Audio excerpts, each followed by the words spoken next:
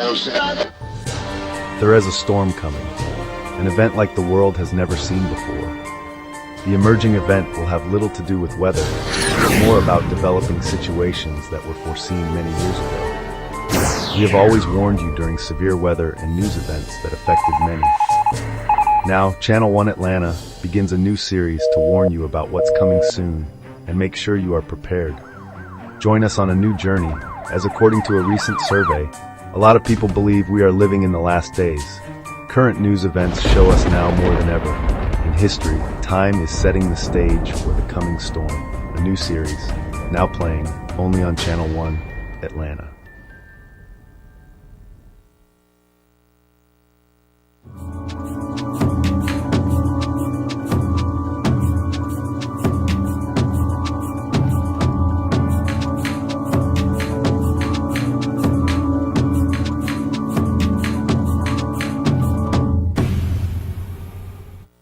Welcome. You're tuned in to Channel 1 Atlanta News. I'm Stephen AI, your digital news anchor. Thanks for choosing us as your news source. Here's a glimpse at what's making headlines this half hour.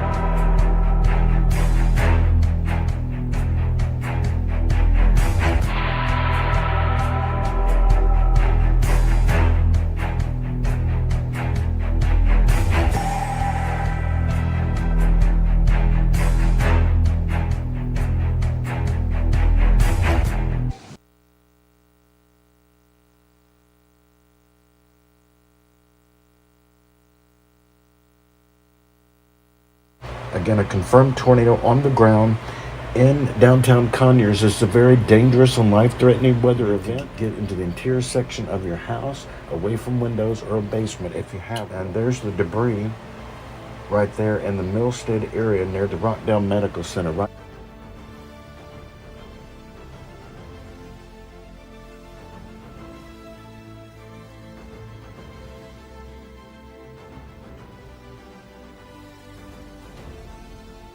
Channel 1 Atlanta.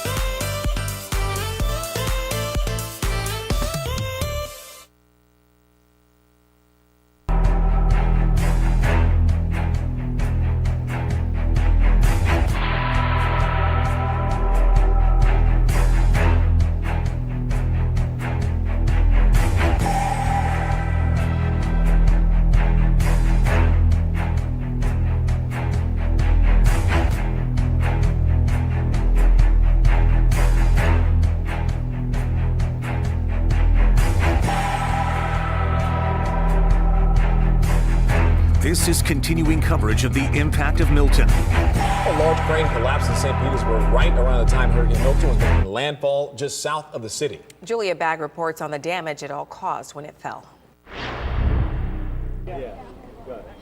I'm Julia Bagg in St. Petersburg, Florida. Take a look at this incredible sight right now. A crane came crashing down during Hurricane Milton It's what's covering the roadway. This was standing not 24 hours ago, right over downtown St. Petersburg.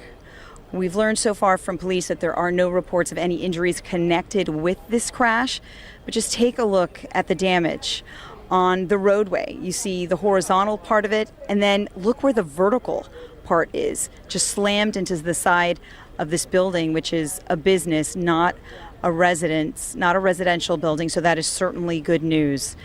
Incredible just what kind of cleanup task this is going to be, to say nothing of the investigation into what happened here, but certainly one of the most stunning, if not the most stunning sight we have seen, at least here in the Tampa Bay area, demonstrating the force of Hurricane Milton. In St. Petersburg, I'm Julia Bagg. We'll send it back to you in the studio. And of course, you're seeing damage like that, but you also have our areas around here that were hit. But let's take you just a quick tour of some of the areas.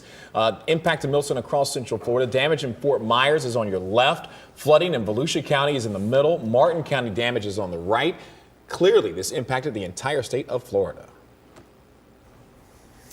And, you know, guys, we've been looking at the aftermath, but like you mentioned earlier, we got wind damage, we were worried about storm surge and flooding, obviously. So we kind of got everything. So here's the thing. So now we're assessing, and this is a really hard thing to do. A hydrologist measured the amount of rainfall and the rates, and then they try to compute how it's going in from creeks and just runoff to try to determine a forecast 3, 4, 5 days out to measure or give us that live along the St. Johns or creeks an idea of how high it's going to get so that they can plan. We already know that Astor's in major flood states, but so now we have to keep updating them, and Marquise and I will get that in here in just a couple of moments.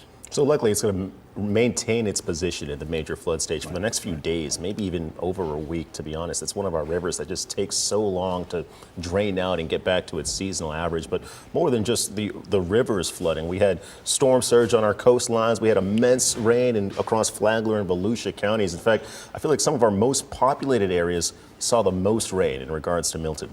Yeah, and I'm actually going to give you a tour of that right now. In fact, let me take you back outside here.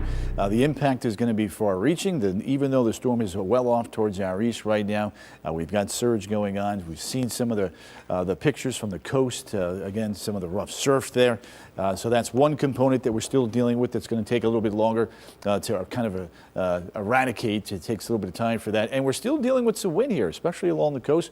We have tropical storm warnings here from Jacksonville all the way down towards Flagler County. The good news is that the storm is beginning to pull east-northeast away from us, and drier air and a little bit of sunshine is trying to work back in now across far western portions here of Marion County, where we've got some gusty winds on the backside of our storm. A few sprinkles here remaining in and around the Palm Coast area, building off towards the south-southwest. So for those of you maybe getting outside in your backyard doing a little bit of cleanup, don't be surprised if there's a couple fast-moving showers. It's not going to be anything like what we experienced, though, last night. We're very confident of that.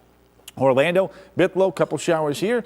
Over towards Cocoa Beach, Melbourne, Palm Bay. This is going to drift down your way here as we go through the next half hour. There's the swath.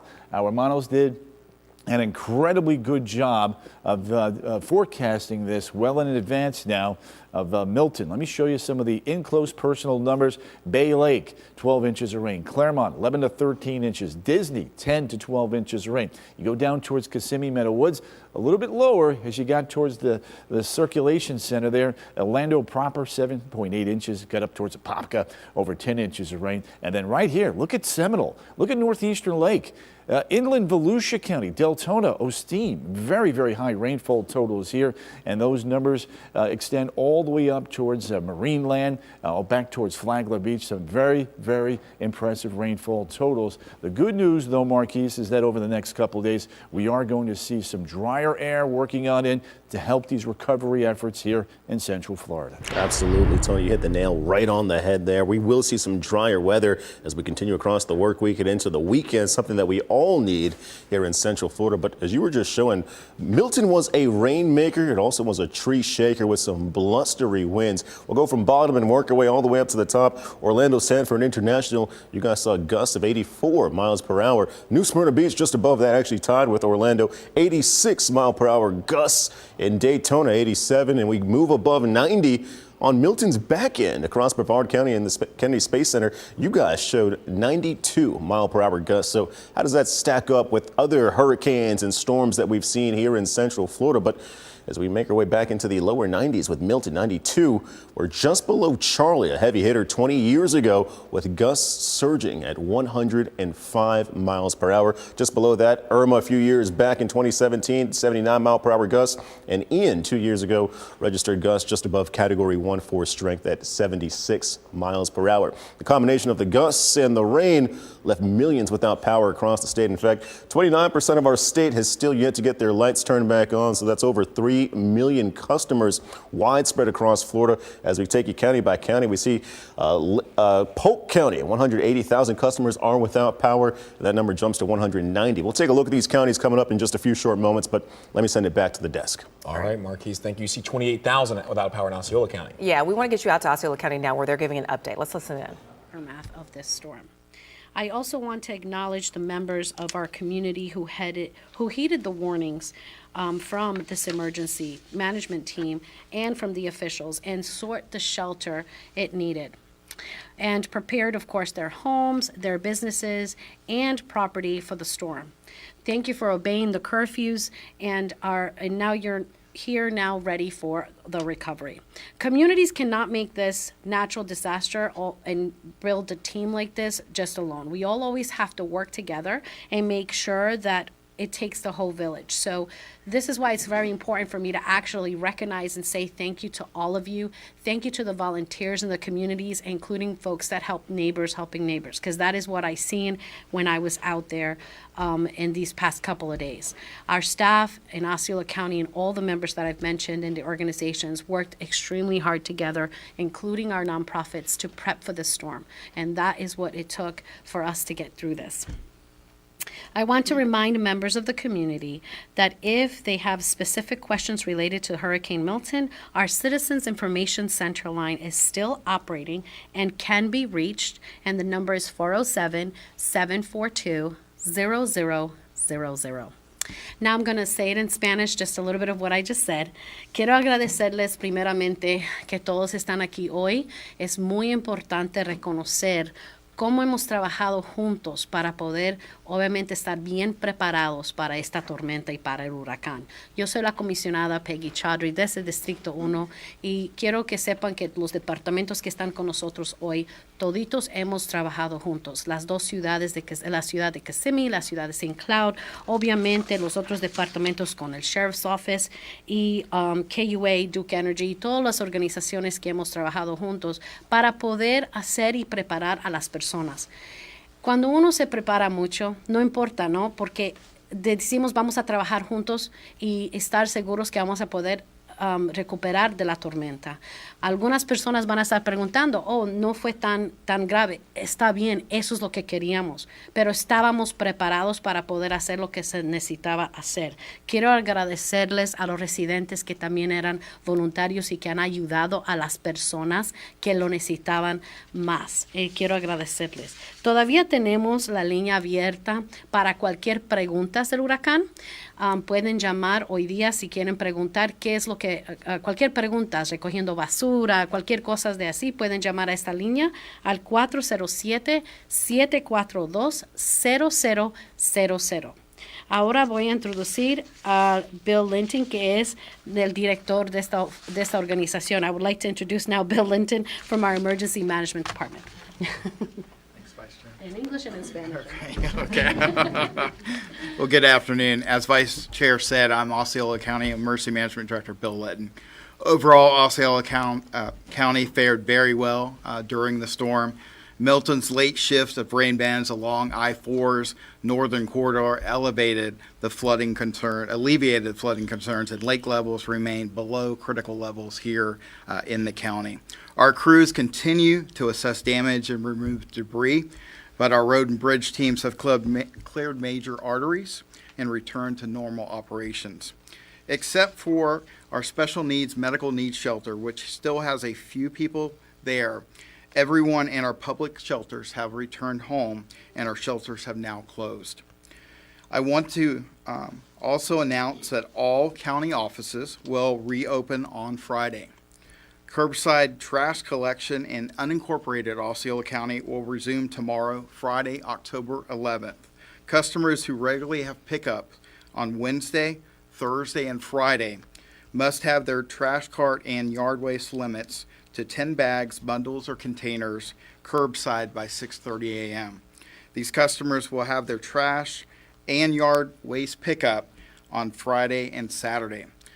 This is for household waste and yard waste only, not recycling or bulk waste. This will also not include collection of hurricane debris. For hurricane debris, the county is opening a free yard waste drop-off site at Canoe Creek Road across from Bramble Road Drive and Canoga Village. It will be open in Osceola County residents daily from October 12th to October 20th from 7 a.m. to 6 p.m. The county will also deploy a contractor to collect hurricane-related debris from the curb. Residents should separate construction debris from vegetation and place between sidewalks and the street. Mixed debris will not be collected. Private gated subdivisions within the unincorporated county should reach out to Osceola County Solid Waste for a right of entry form. Regular curbside collection schedules of normal garbage, recycle, yard waste, and bulk will resume next week.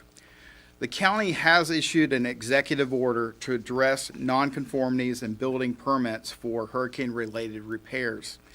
Any home or business that was considered lawful on Wednesday, October 9th, 2024, before the arrival of the storm, will be allowed to rebuild. Property owners will be allowed to start repairing hurricane damage immediately as long as they get a building permit no later than October 17th or when the county's emergency declaration expires, whichever is later. All building permits associated with damages to Hurricane Milton will be waived until further notice. Finally, Governor DeSantis has activated the Florida Small Business Emergency Bridge Loan Program. Osceola County small businesses owners can go to floridajobs.org/EBL for loans up to $50,000 through this program. Loans up to $100,000 are available for agriculture, aquaculture, small businesses, and loans up to $150,000 are available for citrus and cattle operations. These loans are intended to bridge the gap between the time a disaster impacts a business and when a business has secured long-term recovery funding. With that, I'd like to turn it over to Mayor Gonzalez with the City of Kissimmee. Good afternoon. Thank you for being here today.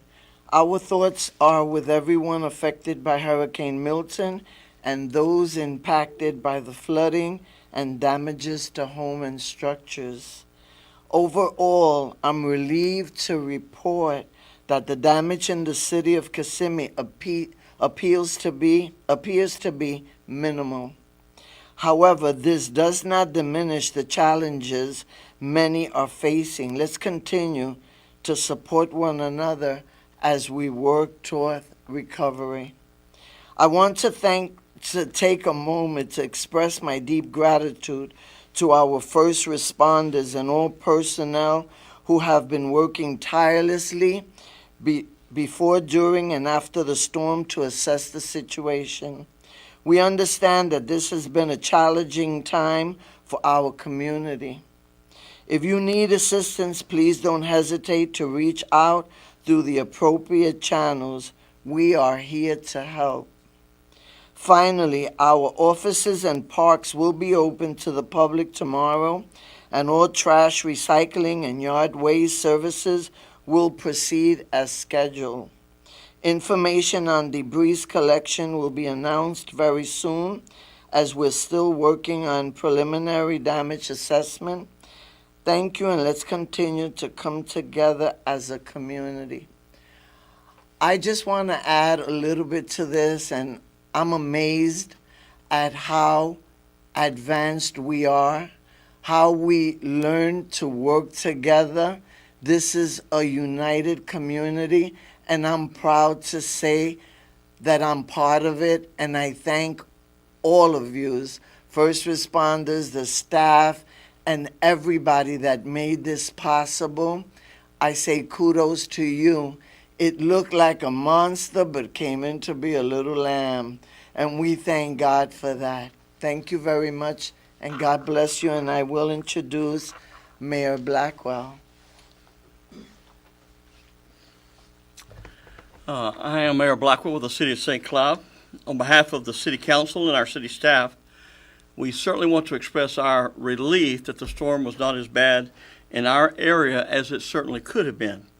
Our hearts certainly go out to those in other parts of the state who were not as fortunate, who suffered severe damage and maybe even the loss of life due to tornadoes, as well as those who have been facing extreme flooding. You are certainly in our prayers. Our city was spared severe damage, as you've already heard. Roads are open. Crews are working today to clear a handful of downed trees and large branches. OUC, our utility provider, is out working diligently. They've already restored power to thousands of homes. You'll be hearing more from them in just a moment, but we're grateful for their hard work. We realize that some of our residents have suffered damage to their property, including roof and fence damage or trees down. Well, the city's working to help make recovery easier for all of our residents. We are waiving the permit fees for roof and fence replacements that are related to the damage caused by Hurricane Milton. Please don't delay, get your work done, but as quickly as possible, go online and apply for permits, and our staff will process them quickly. We also are waiving fees for bulk collection of yard debris related to Hurricane Milton. We ask residents to gather downed yard debris at your curb this weekend for collection on its normal schedule next week. We ask that you place smaller limbs and branches in your garden bin and cut larger limbs to a size of no more than 4 feet and stack them at the curb next to your green bin. Our Citizens Information and Helpline will remain open today until 8 p.m., and it will be open again tomorrow from 8 till 5 p.m.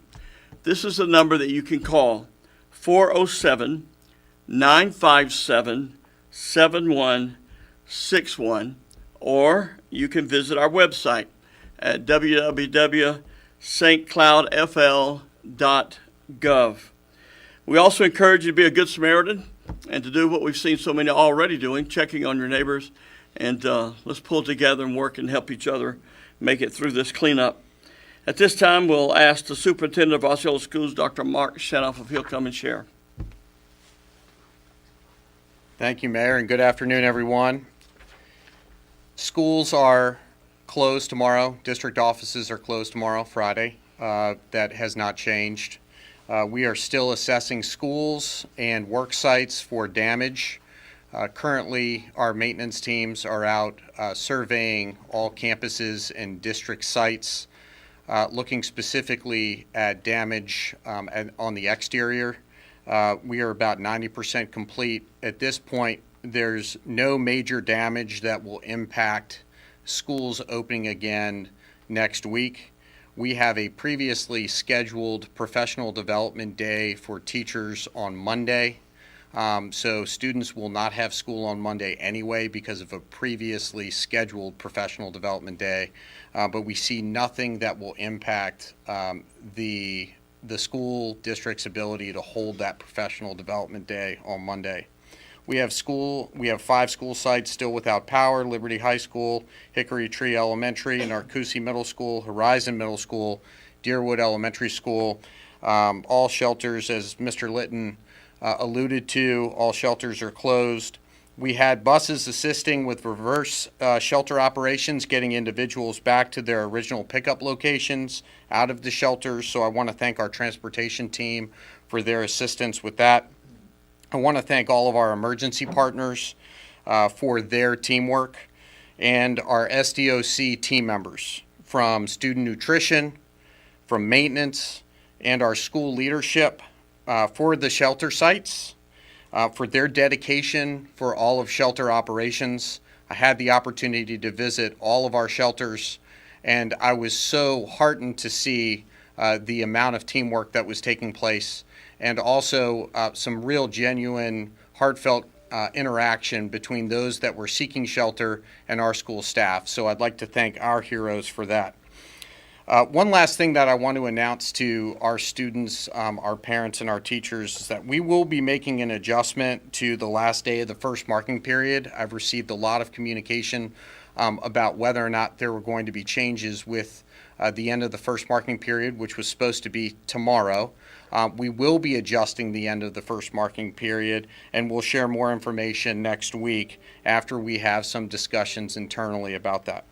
It's now my pleasure to introduce Chief Deputy Dan Weiss from the Osceola County Sheriff's Office. Thank you, Dr. Shanoff. Good afternoon, and thank everybody for being here. You know, as a result of our community coming together, this is a very positive press conference in lieu of the press conferences we've had the last couple of days where there was a lot of uncertainty. Our office has had a comprehensive response to Milton since the planning stages days ago.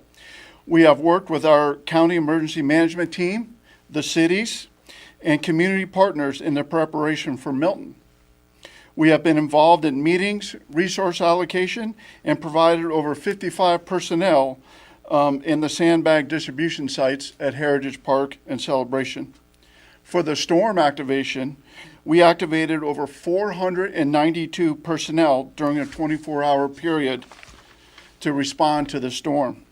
We also had over 50 apparatuses to include high water rescue vehicles, airboats, kicker boats, a Bearcat, chainsaws, drones, and that's just to name a few, that were strategically placed around the county to respond to our community when they needed it. Overnight, our agency received 540 calls into the communications center, and we responded to over 250 incidents. Most importantly, and I stress most importantly, we had no storm deaths related.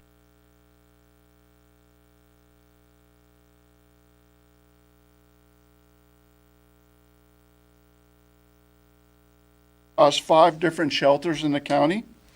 We are also happy to report that we had no storm-related arrests and no curfew violations. We would like to thank the community for listening and taking the storm seriously.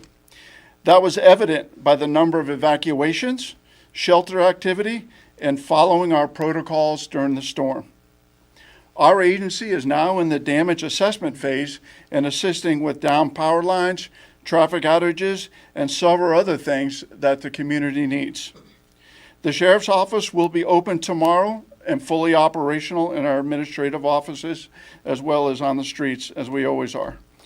We are incredibly grateful for the amazing dedicated team that we have at the Sheriff's Office, our community partners, and the community at large for coming out together during this storm. Everyone stay safe and know that your Sheriff's Office is here for you. Thank you. Now I'd like to introduce Tiffany Henderson from KUA. Sorry. Thank you, Chief Deputy. KUA has approximately 93,000 customers. At the peak of the storm, KUA had 15,739 customers without power at around 4 o'clock this morning. And I'm happy to report roughly 92% of those customers are now restored, and we expect to have all customers who can safely receive power restored by the end of the day today. KUA is following its 7-step power restoration process, and we are now on step 6, repairing neighborhood tap lines. After that, we'll move on to individual customer outages. We encourage customers to follow the generator 20-20-20 rule, keeping generators at least 20 feet away from your home, waiting 20 minutes for the generator to cool down before refueling, and buying carbon monoxide detectors for around $20 to install in your home. Most importantly, never try to power your home wiring by plugging the generator into a wall outlet, a practice known as backfeeding. This is extremely dangerous and presents an electrocution risk for our utility workers and neighbors served by the same transformer. It's still important for residents to be alert for power lines that may be hard to see in streams or puddles. If you see downed power lines, always treat them as if they are energized and dangerous. Stay away from downed power lines, and they can hurt or kill you even if they don't spark, hum, or dance. You can report a downed power line by calling KUA at 407-933-9800. Lastly, KUA's Customer Service Center will reopen tomorrow, Friday, October 11th, for normal business hours from 7 a.m. until 6 p.m. As always, we're very thankful for our customers and their patience during this storm. And I'll now turn it over to Audrey Stasko with Duke Energy. Good afternoon. Duke Energy remains committed to restoring your power following this catastrophic storm, Milton, as quickly and safely as possible. So Milton's strong winds, heavy rainfall caused significant damage to our system, including multiple wires down, uprooted trees, substations being out, and certainly damage to many homes and businesses in the area. So as of 2 p.m., we had around 16,000 Osceola customers, Duke Energy Florida Osceola customers without power. We continue to restore power where it's safe to do so, focusing on our critical services, including treatment facilities and pumping stations. Additionally, we have teams that are out there doing damage assessment. This is a critical component to our restoration process because it helps us get eyes on the damage, the source of the outage, as well as deploy resources and equipment to where it's needed most and in areas where it's accessible.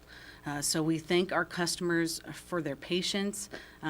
We do anticipate a lengthy restoration process just based on the amount of customers we serve throughout the state, more than 2 million customers, and we anticipated about 1 million of those customers being without power, and we were pretty spot on with that projection. Aside from your patience, we ask our customers to stay away from downed power lines. As you heard, very dangerous. Know the way to report your outage by calling 800-228-8485, and also make sure your contact information is up to date in our system. That's the way we're going to keep you up to date with our progress, including restoration times. So again, want to thank our customers for their patience, and also thank everybody behind me for their coordination in this response. With that, I'll turn it over to Janice Osani with OUC. Thank you. Good afternoon. I hope this press conference finds you and your families safe and well. Hurricane Milton's impact resulted in about 26,000 St. Cloud OUC customers losing power. That represents about 46% of the customer base there, and that was in the early hours this morning. Since that time, we've been able to restore power to about 9,000 of those customers as of 2:15 this afternoon. As soon as it was safe to do so this morning, we deployed safety assessors and power restoration crews to begin assessing the damage and to work on an estimated time of restoration for our system. We believe we'll have that within the next 48 hours. Our power restoration crews first focused on hospitals and critical care facilities, fire stations, and police stations. They then are focused on feeders and lines that will restore power to the greatest amount of customers in the most efficient manner possible, and will work outages that impact only a few customers at a time last. We are so very grateful for the thousands of resources who are responding to the dire situation following both Hurricane Helene and Milton. And we're very grateful for the crews that are joining OUC from as far away as Michigan, California, and Nebraska, just to name a few, here in Central Florida. Customers can report outages by texting OUT to 69682 or by calling 407-423-9018 or by emailing us at customerservice@ouc.com. As a reminder, you only need to report your outage one time. Our customer service remains limited and focused solely on outage support at this time. We will not disconnect for non-payment at this time either. Please remember to keep safety top of mind, as you heard from KUA and Duke. I can't reiterate those points enough. Consider all downlines energized and dangerous, and remember that flooding creates a unique situation where water can be energized. Additional safety tips are available at ouc.com/storm center. Please continue to visit ouc.com for updates on our power restoration efforts, and we appreciate your patience as our community recovers. And I also want to thank everybody for the coordination and having OUC here today. Oh. And I apologize, I am introducing Hillary Weber of Toho Water Authority. Good afternoon. I'm Hillary Weber, the Chief Business and Environmental Services Officer at Toho Water Authority. I'm here to provide an update on Toho's ongoing response to the impacts of Hurricane Milton on our water and wastewater services. Our top priority is the safety of our employees, our customers, and our community as we return to normal operations. Please avoid contact with standing water, as it can present a safety and a health risk. We also want to express our sincere thanks to our customers for their patience and cooperation during this challenging time. For our current status, Toho crews are actively assessing and responding to areas impacted by Hurricane Milton. At this time, no precautionary boil water notices or advisories have been issued. For any customers who experience water or sewer-related issues, we encourage them to report them by calling our customer service line at 407-944-5000. You can also email us at customerservice@tohowater.com. We're also asking for your help to reduce flooding and infrastructure impacts.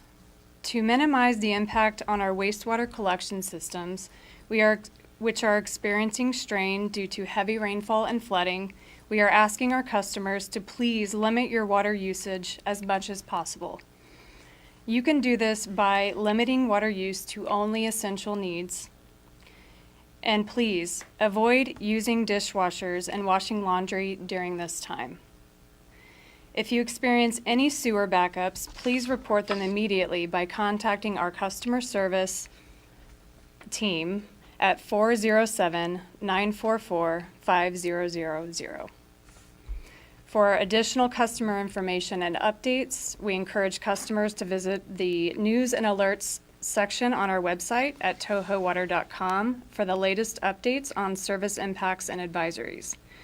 You can also stay informed by following us on social media channels and keeping tuned in to your local media outlets for the latest information regarding Toho services. And next, we'll be summarizing in Spanish.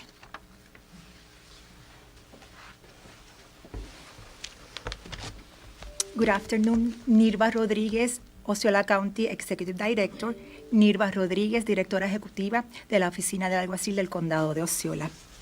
Juntos como uno, hemos superado este mal tiempo. Nuestra agencia tuvo una respuesta inmediata y nos preparamos para el embate del huracán Milton desde el primer día. Hemos trabajado en conjunto con el equipo de manejo de emergencia, oficiales de las ciudades y líderes comunitarios. 55 oficiales y empleados civiles de la Unidad de Servicios a la Comunidad ayudaron en la preparación y distribución de bolsas de arena en el Heritage Park y Celebration. 492 empleados trabajaron durante el huracán las 24 horas del día. Movilizamos más de 25 unidades de respuesta rápida, tales como camiones de rescate para inundaciones, hidrodeslizadores, botes de rescate, entre otros. Gracias a Dios no tuvimos fatalidades que lamentar. Protegimos aproximadamente 1,100 ciudadanos en 5 refugios. No se realizó ningún arresto y nadie violó el toque de queda. por lo que diría el sheriff Marcos López, hasta los charlatanes respetar. Gracias a todos por seguir las recomendaciones de emergencia y respetar la ley. Estamos ahora en la etapa de evaluar los daños y cooperando con autoridades que están preparando semáforos y líneas caídas. Mañana estaremos funcionando en horario regular. Y quiero finalizar darle las gracias a todos los miembros de la prensa. Ustedes no han descansado, han pasado largas horas para mantenernos a todos informados. Mi respeto para ustedes. Gracias y bendiciones a todos. Y ahora los dejo con Alibet Suárez, directora de comunicaciones de la ciudad de Kissimmee. Gracias, Nirva. Thank you to all Osceola County leadership. Ahora voy a resaltar algunos de los puntos más importantes que queremos que la comunidad sepa y relacionados con el paso del huracán Milton. En general, el condado Osceola se comportó muy bien durante la tormenta y de hecho, el cambio tardío de Milton en las bandas de lluvia a lo largo del corredor de la I-4 alivió las preocupaciones de inundación y los niveles del lago se mantienen por debajo de los niveles críticos. Tenemos un informe de algunas inundaciones en un vecindario de Cypress Parkway y en el área de Poinciana, y daños menores reportados en una zona residencial de Narcoossee Road. Nuestros equipos siguen evaluando los daños y retirando escombros, pero nuestros equipos en las carreteras y puentes han despejado las principales vías que han vuelto a la normalidad. A excepción de nuestro refugio de necesidades médicas especiales, que todavía tiene algunas personas que permanecen allí, el resto de las personas ya se ha retirado de los refugios y los refugios se han cerrado. También queremos anunciar que todas las oficinas del condado Osceola volverán a abrir el día de mañana viernes.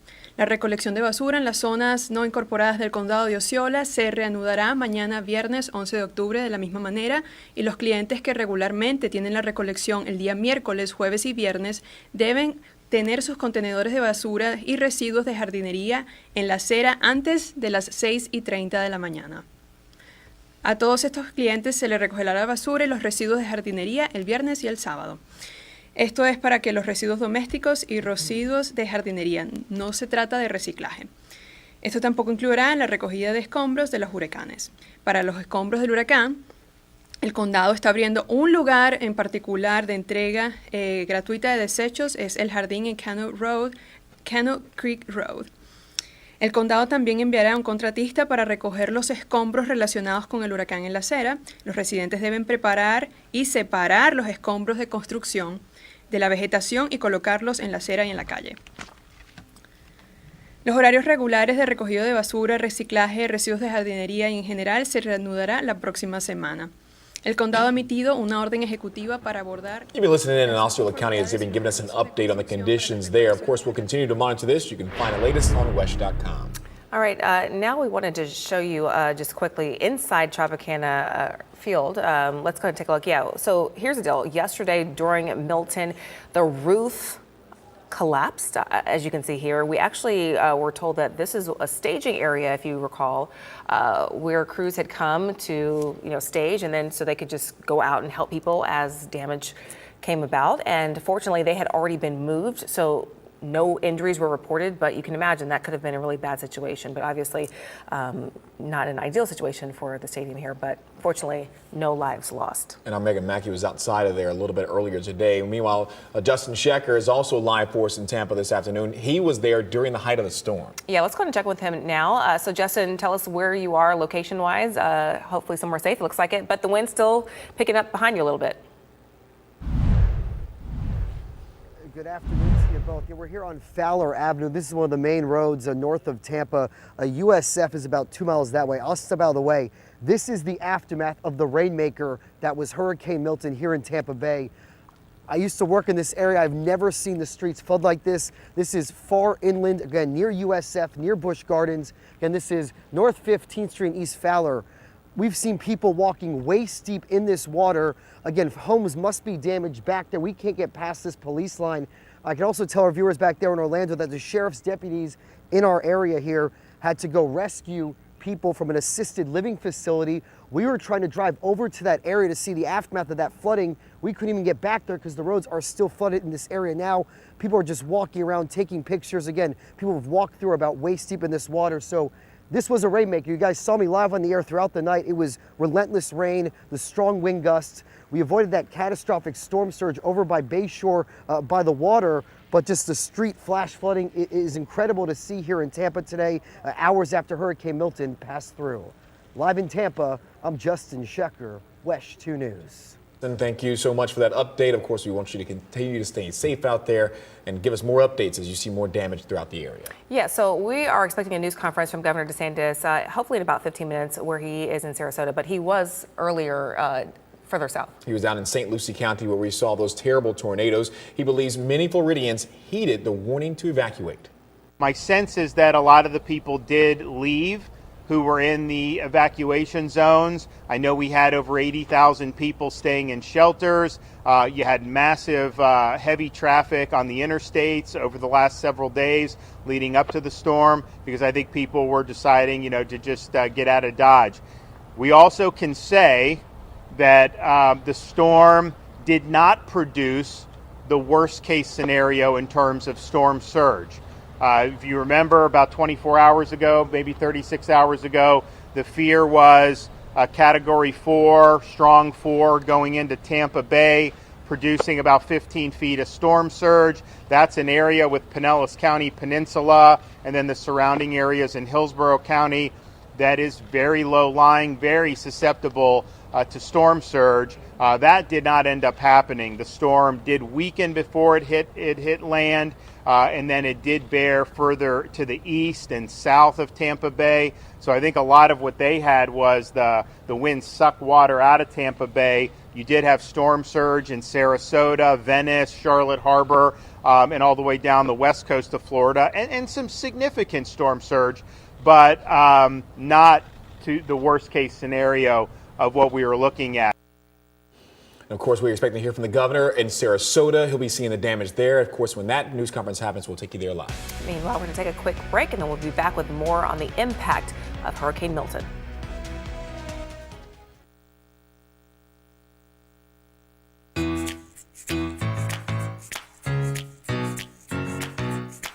Right now, buy 4 select tires, get up to $125 rebate by mail, or earn up to 27,000 Ford Pass Rewards bonus points. See your local Ford dealer today. Turn first-time customers into regulars with a safe way to pay. See how PayPal can help you grow. When I was in high school, I was one of the Christian kids. I wore Jesus t-shirts, I had a cross necklace, and I was always doodling Christian symbols on my notebooks. I was bullied for this, but I had a teacher that noticed what was going on and put a stop to the bullying. That teacher was Tim Walls. He took the time to encourage me to never be ashamed of who I was or what I believed in. That's part of why I became a teacher and why I stand with Harris and Walls today. Firefighters are dwarfed by the wall of flames. I've never seen anything this big. All anyone can do is watch the bourbon burning in its warehouses. Kind of felt helpless, you know. Bourbon Blaze, only on Very Local.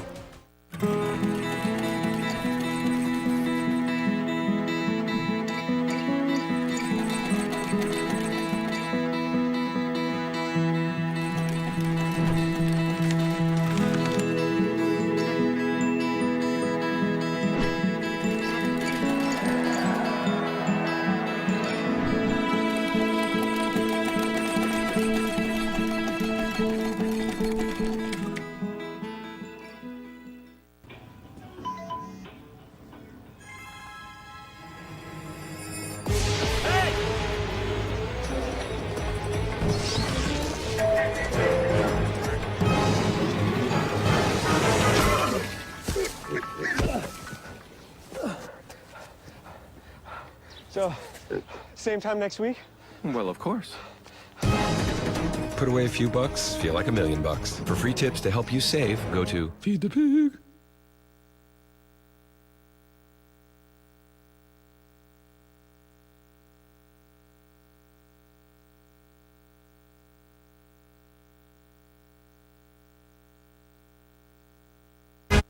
WESH 2. This is continuing coverage of the impact of Milton. And we're now covering the impact because it is now a post-tropical system. It is gone, but we are still having some lingering effects, obviously, with flood damage and lots of wind damage. Power outage, big case for a lot of people right now, Tom. Yeah, there's a lot of people without power, and the cleanup is underway. We got a lot of rain. So really the two big things that Marquise and I are going to be covering here. I'm going to continue on the storm surge. We got all the rain. He's going to give you some more of those rainfall totals. And Marquise, some of those water levels on the rivers are looking pretty high. It's going to be a while before they subside. I know the Astor River at St. John's, it's notorious for just maintaining its position in its flood stage being major. So it's going to take some time, but eventually that will subside and we'll heal as a community as well. Yep, that's what it's all about. We're going to get through it, and we're going to help you get through it right now and give you the forecast. What does post-tropical mean? That means we've gone from a warm core system to a transition to a colder core system, and that's why you get that term post-tropical. No longer a warm core all the way up. It starts to get cold upstairs this time of the year as we're in October, but the surf is incredibly rough along our east coast, and I wanted to show you what the winds gusted to in the heat of things last night. Orlando's International Airport. Look at that, 86 miles an hour. Daytona Beach, 78. Leesburg, 75. Sanford International Airport, 63. And with all that wind, there are a lot of folks still without power, especially over towards Tampa, Pinellas County, upwards of 70, even almost 100% of that county right there, just south of Polk, with a lot of power outages. And right now, here into Daytona Beach and up towards Flagler County, there are a lot of people without power. Gusty winds right now, you bet we still have that. Not as gusty, though, as earlier today, so that's at least some good news. We're starting to lose the grip from Milton on central Florida. The one thing, though, that is lingering is the rain, and that rain is going to continue, especially along the coast. And as this western band kind of diverts itself from north to south, we'll see the increase in some of the winds and some of those squalls throughout the course of the afternoon. Fast-moving showers there just east of Flagler Beach. Nothing, though, like last night. So I don't want you to have your anxiety to go up with that. There's Altoona. There's Oak Hill. A couple of heavier downpours here. We get you East Orlando, bit low. Christmas, a couple showers. Satellite Beach, Melbourne, rural Osceola County, over towards Harmony and Deer Park. Some showers there. But look at the wave heights right now. Still around 10 feet near shore. Offshore, still 20 to 25 feet. And we do have a high surf advisory in effect right through Friday night. Rip currents, breakers, 10 to 15 feet. So we want you guys to be mindful of that. So to kind of wrap this up here, high surf advisory, we just talked about that. Coastal flood warning through 4 p.m. on Friday. And that high rip current concern will be with us now all weekend long. The forecast does look good. But the other thing we have to keep in mind are the rises on the rivers. With more on the rainfall totals, here's Marquise. Well, Milton left a boatload of rain across central Florida, Tony, and that's what's going to continue to impact our rivers. But take a look at the almost white swath that we have encompassing the I-4 corridor, that white magenta shade that you see behind me, that represents high rainfall accumulation. We'll take you county by county, and the trend that we'll see is that it's our major cities that got hit the worst with the rain. Out towards Winter Haven, we see Polk City, nearly a foot of precipitation, 14 inches closer to Plant City here as we continue to drive up I-4 towards the north and the east. Here in Orlando, 10 plus inches of rain. Our folks in Disney, nearly a foot as well, 11.3 inches. As we swing out across Volusia County, here's where we're at some of our highest rainfall totals. Deltona checking in with 14.4 inches. New Smyrna Beach, nearly 11 total inches of precipitation. And it's because of the widespread rain coverage that many of our rivers will maintain their position in their major flood stage. We'll check in with the St. Johns River at Astor. One of the reasons why this river takes so long to subside is that it's one of the only rivers across the United States that actually flows from south to north. You combine that with the slow recession rates, we do see that maintaining its flood stage at 4.5 feet through Friday into Saturday morning. So unfortunately, that's going to be the case for the next few days. We'll take a look at the St. Johns River near DeLand, also in its major flood stage as well, above 5 feet above its seasonal averages. Another impact that we're still dealing with is the storm surge warning that we have issued across Flagler County. Likely going to see that continue into Friday. We'll take another look at some of the other impacts. We're still dealing with Milton coming up in the next 15 minutes, but I'm going to send it back over to the desk.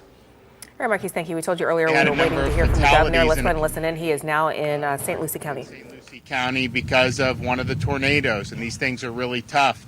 And we did see, which is standard with these hurricanes, but you saw the tornadoes, and they did do some significant damage, even all the way over on the east coast of Florida. We've also been able to tour. We did a driving tour of Siesta Key, was able to see some of the damage that was out there. Also saw what appeared to me to be some of the leftover debris from Helene that was, out in the street or whatnot. So we got a sense of what's going on there. Then, of course, here we're here looking. I mean, there's damage behind me with some of these. Honestly, for the mobile home stuff, I thought there would be more roof. So some of these mobile homes, I mean, they've done a lot better in Florida over the years. We flew in over a number of the communities as well. There were definitely some roofs that were really bad, but then there were others that did really well. Another thing I think I can say just by doing our tour with like Siesta Key, I mean, our buildings that were built, in the last 20, 30 years, I mean, they did very well. They look good. There was obviously damage. There were trees. Some of the structures were damaged, but you have some of those newer homes that have been built with more updated building code. They seem to fare very well. So we'll see as the damage assessments come in and as the reports. Now we have at the state level, we're continuing supporting search and rescue operations. As of this afternoon, at least 340 individuals and 49 pets have been rescued. Florida National Guard, Florida law enforcement, and urban search and rescue teams are continuing to work throughout the day. We've got a lot of rescue craft operational. Hundreds of rescuers are engaged in over 125 missions in 26 counties. Some of that's in conjunction with the local law enforcement and fire and other first responders. I know a lot of the sheriffs are doing a lot of good work. This storm came in the way it did. The dirty side of the storm was kind of Sarasota, Charlotte area. And then the northern side of the storm, it actually, instead of doing storm surge into Tampa Bay, it sucked it out. But the northern side of the storm had a lot of precipitation. I mean, they were just getting water dumped on them. So whereas Helene created a lot of storm surge in that part of the state, this one didn't do that there, but it created like inland flooding. And you're going to so you see that in Pinellas and Hillsborough counties. You also got an awful lot of water dumped in the center and northern parts of the state on the northern side of the storm. So we're going to continue to respond for those as appropriate. Power. So as of the 3 p.m. update, we've got 3.2 million that are without power, 3.2 million accounts throughout the state of Florida. Since the storm hit, 880,000 have been restored. So we've basically had a storm that's had over 4 million power outages. I think that's probably similar to what we saw with Hurricanes Irma and Hurricanes Ian. And I know but on this one, we have 50,000 linemen. We had probably 40-some thousand for Ian. I don't think they had them pre-staged for Irma, but we've got over 50,000 linemen. So they are hard at work. I know this area is FPL. I know they're planning a big push. So we feel very confident that those folks are working very hard, and you're going to see some good stuff here in the ensuing time period. Sarasota County, where we are now, is about 66% out as we speak. Prior to landfall here in Sarasota, we staged thousands of sandbags, 9 high water vehicles, 3 high-wheeled vehicles for search and rescue, 12 emergency sat phones, 4 urban search and rescue teams, and 2 swiftwater teams. And now we are continuing to help with 25 additional generators, 3 swamp buggies, FWC search and rescue boats, 3 mobile command vehicles, 4 ambulance strike teams, 4,000 gallons of diesel, 4,000 gallons of regular unleaded, 5 helicopters, additional Starlinks, 20 diesel trash pumps, and additional supplies like tarps, fans, and dehumidifiers. Cut and toss began at first light by the Florida Department of Transportation. We have 328 crews active in the field, over 350 pieces of heavy equipment, 150 bridge inspectors were dispatched immediately, and over 620 bridges have already been inspected. As I said in my executive order for Hurricane Milton, local authorities must allow residents back to their homes once the roadways are deemed safe. In Tampa, the Sunshine Skyway, Gandy, Howard Franklin, and Courtney Campbell causeways have all been inspected, cleared, and they are open for traffic.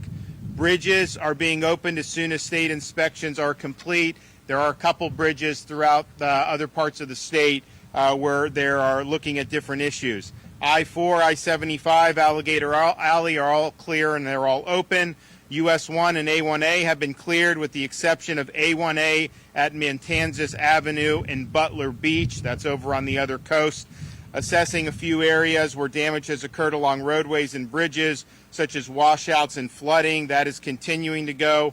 There have been 5,000 traffic signals. 280 signals in the state are not currently operational. They're working to deploy generators to get those back up. If you come to a traffic light that is out, you treat it like a four-way stop. So just remember, that's how people are going to do. So if you're going, you got to stop, look like you would on a stop sign.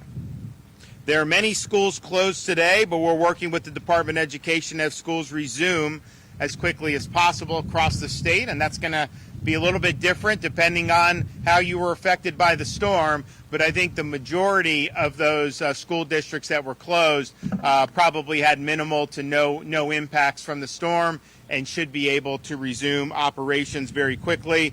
If you want to look to see what your school district's plans are, you can go to fldoe.org/storm info. Now, please remember, as you survey damage and you clean up, be cautious of any downed power lines. They can be deadly. Do not touch them and stay away from any debris that may be tangled within the power lines. Be careful of standing water. You know, we are Siesta Key. I was able to soothe. I mean, there's some. It's gone down, but there is some. There's going to be some inland flooding. Just be very careful when you're talking about standing water. There could be power lines down in there. There could be other hazards, and that could cause major problems. Be careful when you use ladders. We always have injuries and sometimes even fatalities based on the use of ladders. We've got a lot of elderly residents. We have different groups that will be in Florida that will help you with some of these things. These charity groups, these church groups, they go in to help people with their homes and help clean up debris. So utilize that. Don't put yourself at risk. If you operate a generator, do not operate your generator inside your home. It must be operated outside your home. We still have Visit Florida's emergency accommodation modules on Expedia and Priceline available if people need temporary shelter. For another 2 weeks, we have extended the Hope Florida line. So that's going to be 24 hours a day, 7 days a week. So if you need help or you need some resources, like maybe helping hand with some things around your house or maybe some things with some supplies, you know, we've got all these organizations that come to help in the subsequent to these storms. They're all plugged into Hope Florida. So you can call 1-833-GET-HOPE, 1-833-GET-HOPE, and Activate Hope is the disaster arm for Hope Florida, and that is up and running. So you can call 1-833-GET-HOPE, 1-833-GET-HOPE, and Activate Hope is the disaster arm for Hope Florida, and that is up and running. We also have small business loans available. So we have $50 million. It's interest-free, very forgiving payment options. So if you need cash as a business, you can apply for up to $50,000. If you're agriculture and aquaculture, you have up to $100,000, and if you're citrus and cattle, you have up to $150,000. So please take advantage if you want. If you want to apply for that, you go to floridajobs.org/EBL. We also are accepting donations for the Florida Disaster Fund. This is a charitable, tax-deductible donation. 100% of the proceeds go to helping victims of both Hurricane Helene and Hurricane Milton. And so if you want to do that, you can go to floridadisasterfund.org, floridadisasterfund.org. I want to thank everybody who's worked really hard. We're still assessing the damage from this storm. I mean, I think clearly just going around that there was damage from it. I think in some areas, in terms of what was being predicted, some of the worst case scenarios did not come to pass, certainly in terms of some of the storm surge people were predicting perhaps in the Tampa Bay area. The storm did weaken as it made landfall. And so whereas it was churning ferociously off the Yucatan Peninsula, by the time it made it to the coast of Florida, those winds were a little bit tamer. Still enough to do a lot of damage, but in terms of our assessments and being able to bounce back, I feel confident we're going to do that as a state. This power restoration effort is underway by all the major utilities. They've had the people ready. And they know that this is something that's really important. So you've got a lot of people working on that. We're very confident on reopening the ports like Tampa to make sure that fuel is continuing to flow. We have a lot of fuel in reserve in the state if we need to fill any gaps. But I'm confident we're going to be able to have an adequate amount of fuel delivered to the gas stations one way or another. If we need to use Florida Highway Patrol to help rush the trucks there, then we'll do that. But we should be in pretty good shape as far as that goes. So I want to thank everybody that's been involved. We'll be putting out information about things like points of distribution for food and water. We're taking some of those inputs from some of the counties. I mean, some people said before the storm they wanted pods. Maybe they don't need pods now, depending on what damage. But we do anticipate when the counties are ready, rolling out some of the pods and providing some of the resources in terms of food, water, and other supplies like tarps for people as they may need it. So, okay, Kevin Guthrie. Thank you, Governor. Thank you for everything you do for communities like these to make our job much easier and much more successful. Before I get started, there's a lot of people here that I want to thank that are the partners of the State Emergency Response Team. And as I look around here from right to left, we've got the Florida Department of Law Enforcement, Florida Highway Patrol, the Florida National Guard, members of the federal and state USAR task forces that are in here, local sheriff's offices. These men and women, went through the storm to get to you to be able to help you. And we certainly appreciate everything that they do. Even though Hurricane Milton has exited the east coast of Florida, storm surge is still expected along the east coast. Major flooding continues along Hillsborough, St. Johns, and the Little Wekiva rivers, and water levels are forecast to continue rising, not going down. They're forecast to continue rising through those areas. Residents in these areas should continue to shelter in place until officials deem it safe to go outside. Roadways are flooded, and the potential for hazardous conditions with them still exists. Please do not walk or drive through them under any circumstances. 6 inches of moving water can knock a person over, and 1 foot of moving water can sweep you away in your vehicle. Accidents due to floodwaters are preventable. All you got to do is just stay out of them. Right now, our teams are in the field working in parallel over the next 72 hours to do 3 things. That is to search, secure, and stabilize the areas from getting any worse. As these search and rescue missions continue to respond, as we continue to respond to Milton, please do not go out and visit impacted areas. You are inhibiting first responders by doing so. Listen to local authorities for updates on when it is safe. If you are sheltered in place or you're now returning home and you are outside, one of the first things you should do is document your damages. Make sure that you take a picture of all 4 sides of the outside of your home. When you go inside, make sure you take pictures in each and every room and have a point of reference like an electrical socket or a doorknob. That gives us reference to know how high the water was inside your home if you indeed had water intrusion. If you have lost power and want to use a generator as a backup, please use it safely. Generator accidents are also 100% preventable. Make sure you put it on a flat, dry surface at least 20 feet away from all doors and windows. Make sure you wait 20 minutes when you refuel, and then keep a carbon monoxide detector in your home so that the fumes and odorless fumes can be deadly, and then you'll be able to be warned about those. If you are beginning your cleanup process, please ensure you are wearing the appropriate safety gear. But as the governor has already mentioned, we will send volunteer organizations into your communities that will help you clean this up.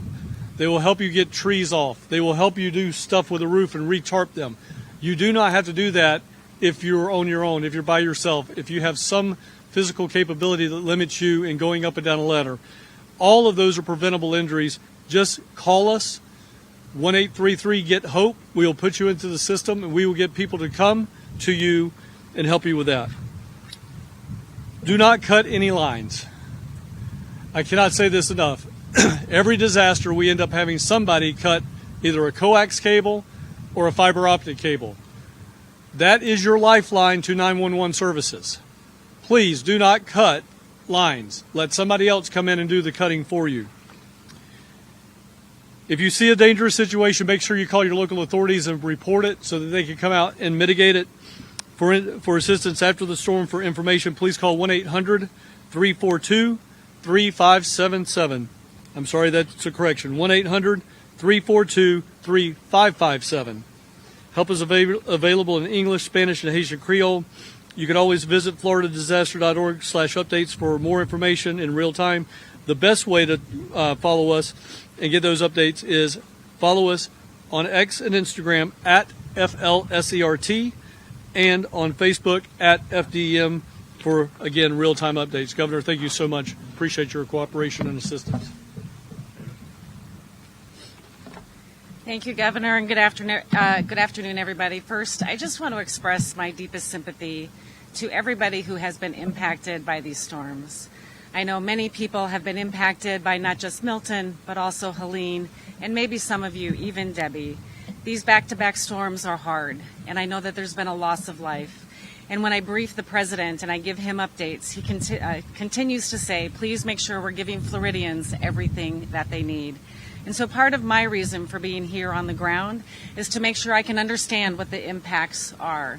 And as I've been able to go through Siesta Key this morning and see the impacts, talk to local leaders, talk to residents here, I can see the impacts. I heard the concerns. And one of those big concerns that I've heard continues to be the debris removal. The governor and I had a conversation about this pre-storm, and I assured him that we are going to be flexible in how we execute our authorities for those emergency debris removal measures that had to take place prior to the storm making landfall. And I will continue to make sure that we are bringing everything we need to support the Floridians in their response and their recovery from this event. When the governor asked for a pre-landfall emergency declaration, the president quickly approved that, and it gave us the ability to employ all of our search and rescue teams that we brought into the area, as well as some of our ambulances to support some of the response operations through the evening. We have additional resources that are staged throughout the state, and we'll continue to work with Director Guthrie on what his needs are and support him where he needs us the most. What I will say to close on this is just, again, my heart goes out to everybody that's been impacted.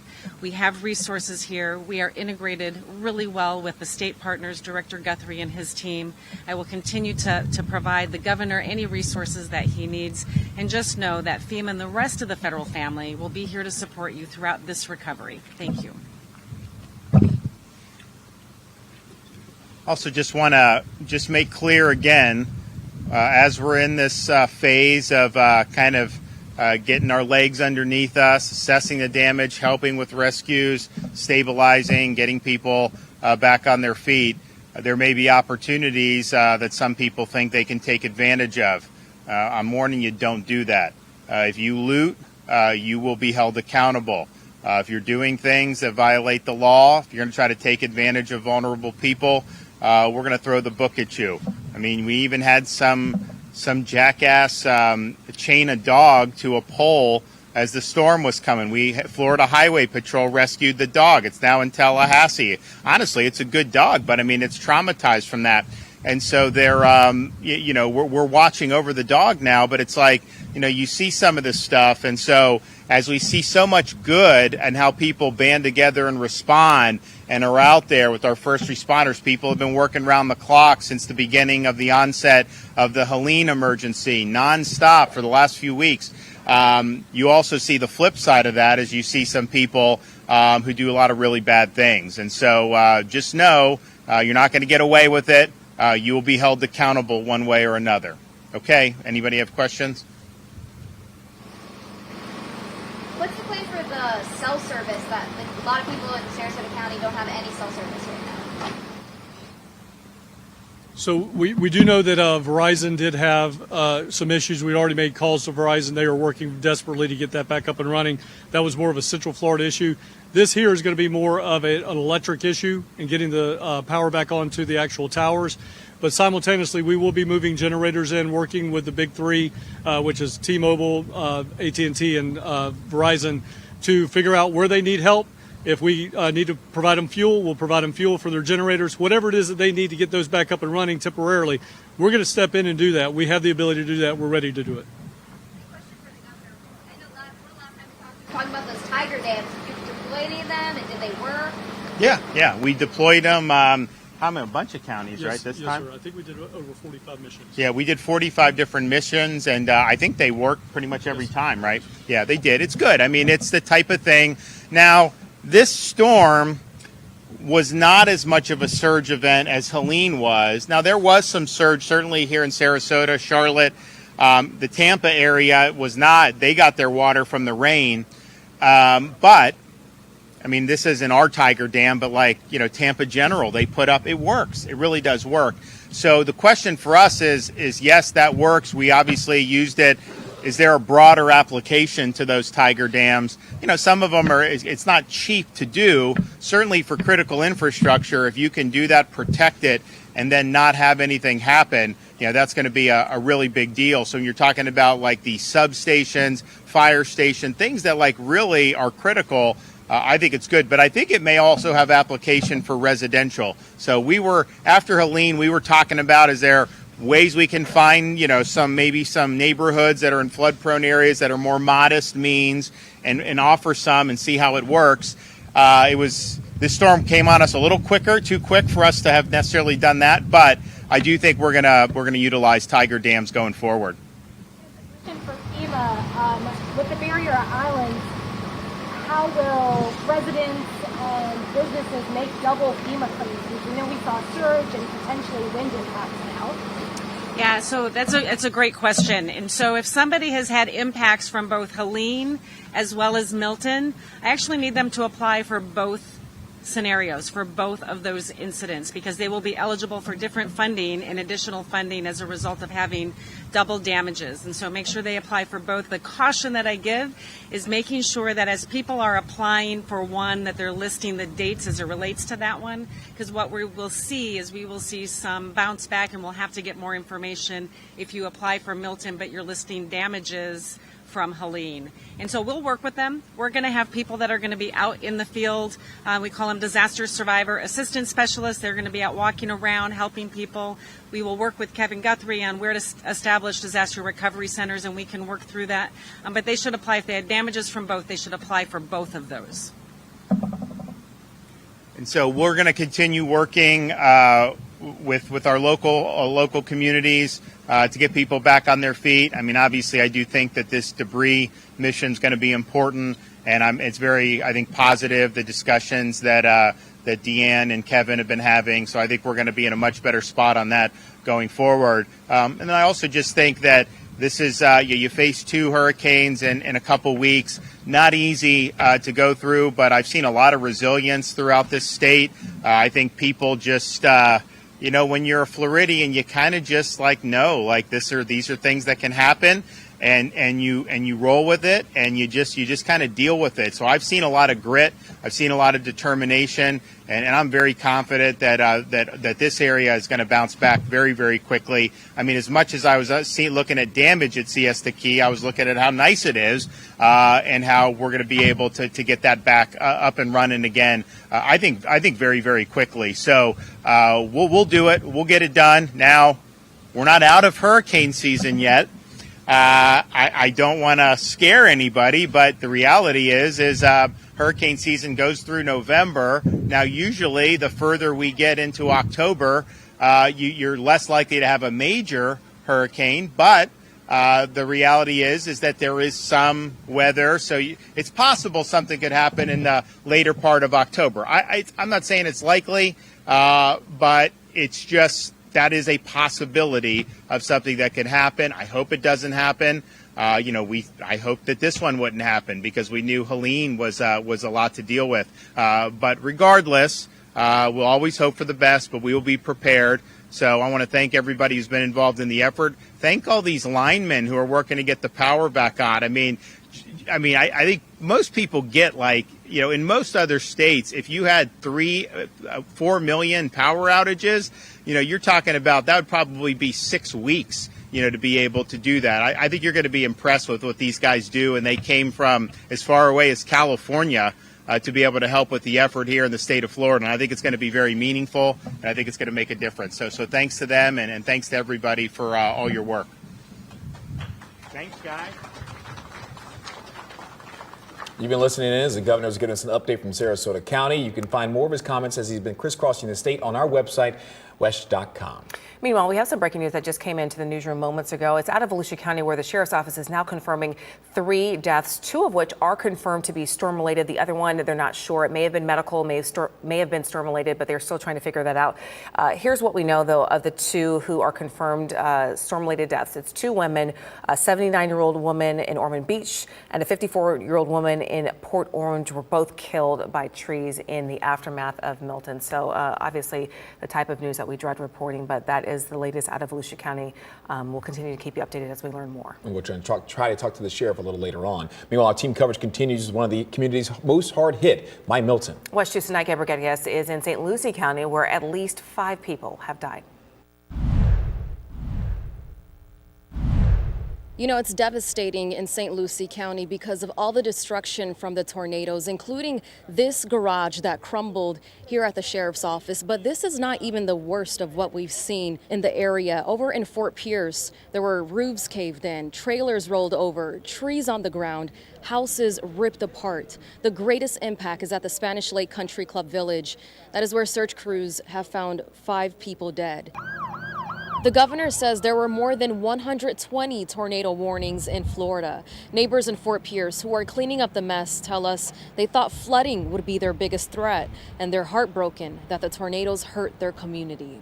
A lot of my church family, there's people over there that, I still can't get a hold of yet, so I'm quite nervous for them, and our neighbors. Our ears popped, and then it got really bright outside, and I heard the tornado, and I was like, that's a tornado, so we all ran to the bathroom. And I was in the house, but I could see it coming, and I seen it, and it started blowing like crazy. It was like a freight train went through here. Crews are still out doing search and rescue or recovery, while others are assessing the damage.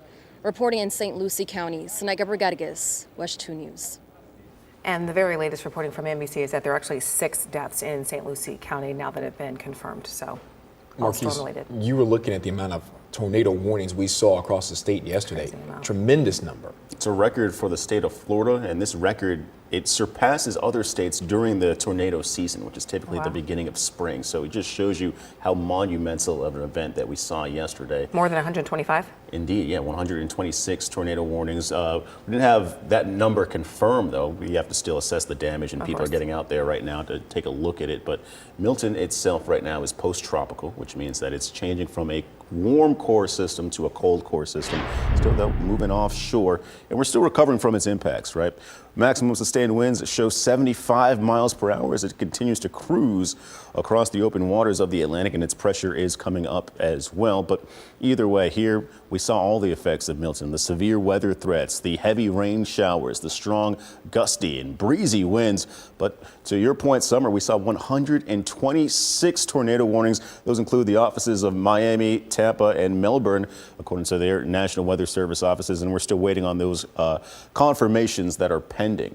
And as we put this into perspective, this is the most tornado warnings we've seen in a 24-hour period for the state of Florida, and it surpasses numbers for other tornado activities, outbreaks that we've seen across the southeast, all across the United States, including outbreaks that we saw throughout the severe thunderstorm or tornado season. We had a massive outbreak back in 2011 for Alabama and Tennessee, and this is smack dab right in the middle. So 126 is a staggering number, and it wasn't just the severe weather that we were concerned about. It was the heavy and consistent rain here in Central Florida across parts of our area that are heavily populated. We're talking about Polk City. You guys saw nearly a foot of rain. Further out towards the west, 13 inches, 14-inch readings close to Winter Haven. Right here in the heart of Central Florida across Orlando, we saw 11 plus inches hit down in the tourist area, Orlando itself. The downtown area, 10.5 inches of precipitation. As we swing out towards Volusia County, those numbers are over a foot closer to DeLand. New Smyrna Beach along I-95, nearly 11 inches of precipitation. And on top of that, you could throw in the storm surge, in which we still have storm surge warnings for Flagler County just to your north. So it's going to be a while before a lot of our rivers do begin to subside, in which we take a look at the St. Johns River at Astor. You guys are in your major flood stage right now. And we mentioned this is one of the only rivers here in the United States that does flow from north to south. So it's going to take a while before you do see those rivers subsiding. And the same with the St. Johns River near DeLand. So we'll take a look at the impacts from Helene, take a look at some of our other rivers which do still need to subside, but I'm going to toss it back over to the desk right now. All right, Marquise, thank you. Let's listen in as Orange County leaders give us an update.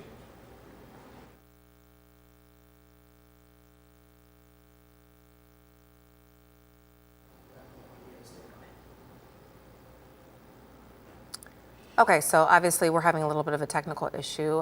We're trying to fix the audio, but the mayor here obviously talking to us about Orange County. Orlo Vista, which is a historic area that has usually flooded whenever there's heavy rainstorms, has flooded in all our previous hurricanes we've covered in the last several years, did not flood this time around. So some of the mitigation that they've been doing to try and prevent those homes from once again suffering the worst of this. But they did have several trees that have been down across the county. Yeah, Spencer Tracy actually went out to Orlo Vista because, you know, we anticipate that's normally an area that has a lot of issues.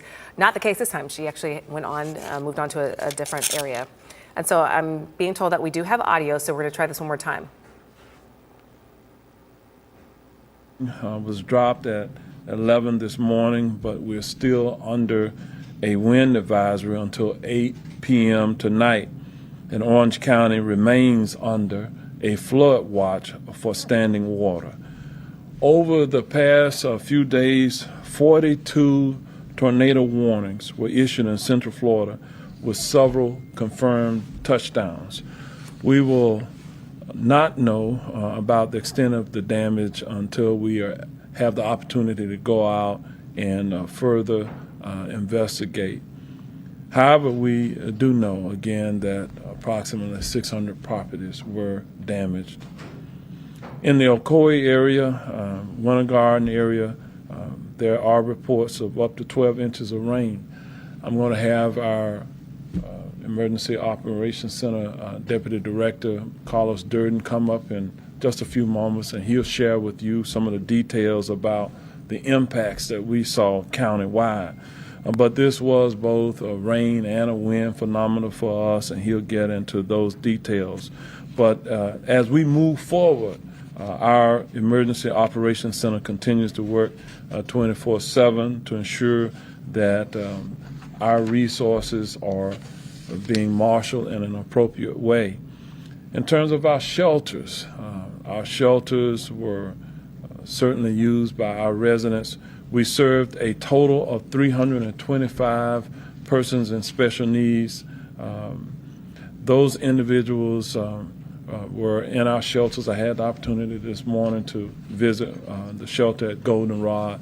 I saw people of various ages and affirmatives who really needed help. It warmed my heart to see our county staff members, our medical personnel, our nurses, and others who were there caring for these individuals within our community. Shortly before noon, our health services crews began checking on the homes of those clients to see if those who registered with us as people with special needs, if they were okay. Lynx is taking individuals who were at our shelters for people with special needs. They're beginning to take them back to their homes and other places. We are in the process now of closing special needs shelters with the exception of the one at the Silver Star Recreation Center, which will remain open tonight. Many of those who stayed at our general population shelters have already returned to their homes. At the height of the storm, there were over 1,300 people in our shelters, and as of midday today, that number had declined to 369. We closed our Wedgefield shelter earlier today. An additional 9 of the 11 general population shelters that we opened will close tonight at 5 p.m.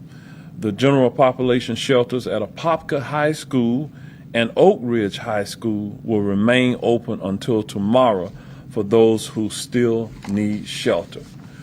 Orange County government is here to take care of our citizens. Due to the storm, however, we closed Orange County government for normal operations, but we expect to reopen for normal businesses after Friday. We will be closed tomorrow on Friday for normal business. In addition to Orange County, the Chief Judge of the Ninth Judicial Circuit, Chief Judge Lisa Munyon, announced that the circuit courts within Orange and Osceola County will be closed for today and Friday. We are continuing to use our building safety experts to go out and do assessments of the damage across Orange County. The teams are made up of licensed building and electrical inspectors who will determine if the building is safe to inhabit or if it needs repairs. Public Works continues to work throughout our community, addressing the flooding issues and other issues. We have a number of traffic signals that are out. We have a number of pump stations that are on generator power. They're working to restore all of that over time. In the next few days, as you watch what happens within our community, you're going to continue seeing some flooding, some localized flooding. Because as the water moves around, you're going to see some of the retention ponds and other areas. You're going to continue to see water rising within our community. So we still have a lot of work to do from a public works perspective to take care of all of that. There are some amount of flooding reported along the Reams Road area near the Floridian Way, as well as at the intersection of Reams Road, Paquette Road, and Summer Lake Park Boulevard. We will start a pumping operation in the next few hours, and we will be setting up barricades and related traffic control in that particular area. Due to the Shingle Creek overflowing its banks in the Bunny Brook area, there is some street and structural flooding in that area. Once Shingle Creek recedes below its banks, we will be able to pump water out of the Bunny Brook subdivision. Public Works crews will be out in the community tomorrow, continuing to assess any areas that have experienced flooding. We're working with our utilities companies. You're going to hear from them in just a few moments. However, the Orlando Utilities deployed crews at sunrise to assess their systems, and they are reporting that there were no outages or advisories concerning boiling water. I also want to talk about our landfill. After repairs, the Orange County landfill and transfer stations should reopen at 8 a.m. tomorrow morning. Due to public health and safety concerns stemming from emergency conditions, only residential garbage, those are the green lids if you're in the unincorporated areas, will be collected when curbside collection resumes in areas that are accessible on Friday, tomorrow, October 11th, and Saturday, October 12th. We'll be picking up garbage only on those days. Customers whose trash is normally picked up on Wednesday, Thursday, and Friday should plan to set out their garbage green lids again by 6 a.m. tomorrow. Regular collection services are planned to resume starting on Monday, October the 14th. Yard waste collection will be delayed due to post-storm volume. We're working with our debris contractors and others to hopefully pick up all of the yard waste type of materials as soon as we possibly can. You're going to hear from Fire Chief Fitzgerald as well. He's going to share with you some information about some of the responses that our fire personnel were engaged in. I also want to give our residents a bit of advice at this point, and this is something that we see after storms. There are reports and organizations and individuals across Florida who have been targets of cybersecurity threats exploiting relief efforts in the aftermath of Hurricane Milton. Consumers should be on the lookout for phishing attacks. This is with your email accounts, etc., and malicious files disguised as FEMA documents. You typically will not get a cold contact from a FEMA representative that you have not initiated yourself. So be really careful about those who will try to access your personal information under the guise that they are officials from either federal or state organizations. If you don't initiate the contact, you're not in one of their specific offices, you're not in one of our county facilities or other governmental facilities to access those services, it likely is a phishing scam that is intended to get your information. Orange County's mosquito control reminds residents that as we clean up from the storm, be mindful of standing water and how it can attract mosquitoes. I know that Orange County years ago used to be Mosquito County, but we've come a long way from that period of time now, but we still take care of the mosquitoes in our county to ensure that our residents do not have any undue exposure to mosquito-borne illnesses. Also, please take any containers in your yard that have water in them. Please exit, dump the water out. All right. Orange County has seen an influx of evacuees from the west coast of Florida. They are visitors here within our community. They're staying within our hotels. In fact, Visit Orlando reports that Orange County's 103,000 hotel rooms are experiencing high occupancy rates, but hotel rooms do remain available. It is recommended that those in need of rooms use a third-party booking site like Expedia or Booking.com to assess the available rooms. Our area's theme parks, Disney, Universal, and SeaWorld plan to resume normal operations tomorrow. So that is good news for our community. Our convention center continues to work around the clock. We had a number of pre-positioned assets for the state and other entities that were at our convention center.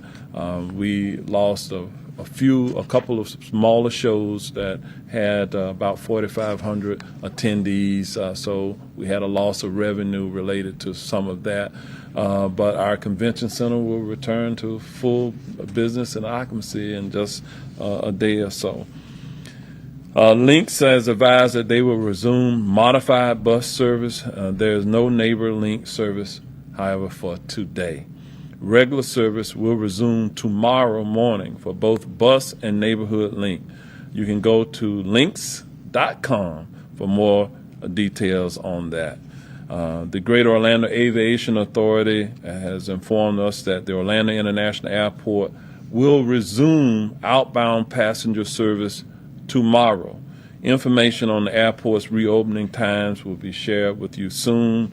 At this point, I'm going to ask Congressman Soto to come up and share some words with you from a federal perspective, and then we will engage others who are present this morning. All right, Congressman Soto, thank you for being here. Thank you so much. Thank you, Mayor, Commissioners, Representatives, for all your help. Mostly, thank you to our first responders, Sheriff Mina and our deputies, as well as our firefighters. Chief, thanks for all you all are doing, too. There you are. Thanks, Chief. We also thank our EMTs, our linemen. We'll hear from our utility companies very soon. And also thanks to all of our public works folks and environmental protection folks who will be working over the next couple days to help as we recover from Hurricane Milton. We know that Orange County sustained significant damage in different areas, and we heard the mayor go into that. And this is something very personal. It'll affect all of us, but if it's affecting your property or your place of work, your business, or your public facility, you'll feel it more than others. And so I just want to say very clearly, we're here to help everyone in Orange County who is facing distress because of Hurricane Milton. We're going to be working with FEMA. Given the reports of damage so far, we will do everything we can to make Orange County eligible for all the categories possible, from A through F for FEMA, whether it's debris removal or reimbursement for first responders to public infrastructure. And we'll also be working to try to qualify us for individual assistance as well.